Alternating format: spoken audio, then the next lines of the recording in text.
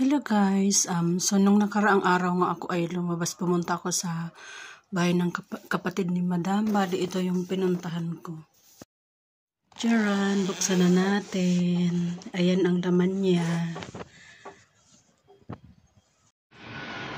Isa siyang children's gown. Isusuot ito sa kasalan.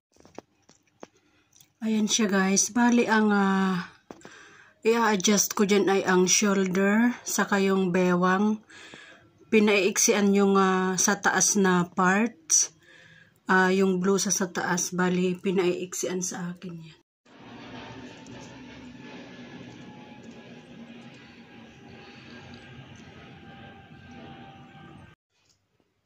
So, ayan na naman tayo sa aspili.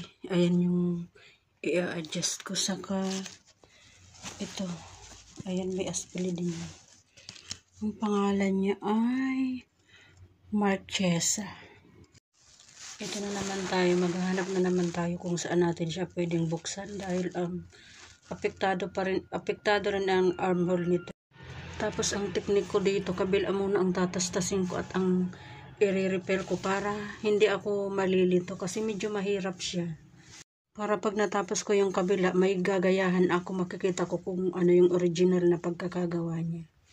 Tapos dito naman sa bewang, ayan, dudukutin ko na naman ang loob nito para mai-adjust ko yung bewang.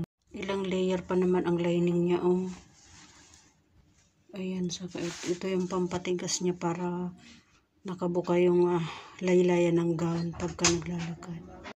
Ang una kong ginawa ay ang balikat. Tinastas ko siya magkabila ang side sa armhole saka sa may liig para mabawasan ko dito sa loob. Ngayon ibabalik ko na itong yung tinastas kong ruffles kanina.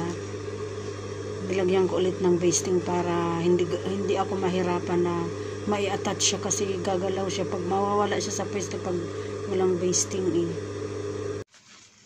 So, ito yung pangtaas niya. Natastas ko na. At ito din yung lining palda. At ito yung palda sa baba. Idudugtong ko ulit mamaya. Dugtungan kasi hindi ako magtatabas sa babawasan ko yan na blusa. Yung pati yung mga taas ng bewang ng palda saka ng lining ng palda para hindi sila matastas. Medyo matagal lang dito kasi yung mga kailangan kong ayusin na dapat parehas yung lining saka yung katawan sa labas. Hindi mahaba yung lining sa loob eh. Dapat pantay sila yung sukat. So ayan, nakakabit na yung lining ng taas sa palda. Tatahiin ko na lang, saka ganun din yung sa labas. Ganun din ang gagawin ko. Ayan, naibalik ko na yung palda saka yung sa taas na idugtong ko na siya ulit. Tapos yung sunod ko na yung panlabas na tapos zipper na lang tapos na siya. Ito na yung sa labas na damit. Last na to, tapos pagkatapos nito babalik ko na yung zipper niya.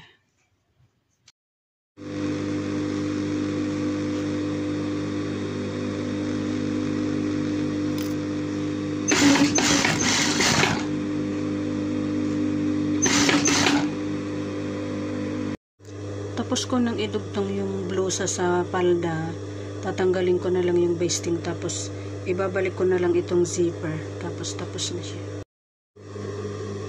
Ayan, binabalik ko na yung zipper. Medyo mahirap lang pasadaan kasi ang bigat ng damit eh, dahil umaapaw siya sa makina eh. Tapos na siya guys. So kung mapapansin niyo, bumabaw na yung liig niya, ibig sabihin na-adjust na siya. Kaysa doon sa naunang video, malaki yung liig niya eh. So, ayan na siya. Tapos na siya. Ready to pick up na yan.